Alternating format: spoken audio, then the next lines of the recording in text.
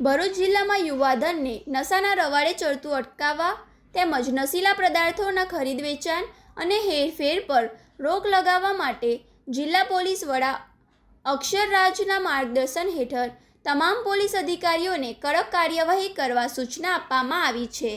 આ સૂચના અનુસાર એસઓજી પીઆઈ એવી પાણમિયાના માર્ગદર્શન હેઠળ ટીમના સભ્યોએ જિલ્લામાં પેટ્રોલિંગ અને વોચ ગોઠવી હતી. તે દરમિયાન હેડ કોન્સ્ટેબલ શૈલેષ ઈશ્વરભાઈને મળેલી ચોક્કસ બાતમીના આધારે દહેજના માખણિયાવાડ વિસ્તારમાં રેડ કરવામાં આવી હતી.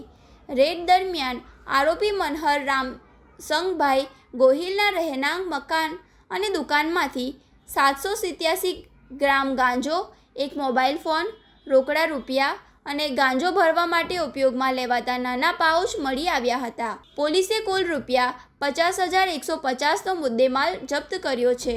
આ મામલે દહેજ પોલીસ સ્ટેશનમાં એનડીપીએસ એક્ટની કલમો મુજબ ગુનો નોંધી વધુ તપાસ હાથ ધરવામાં આવી છે.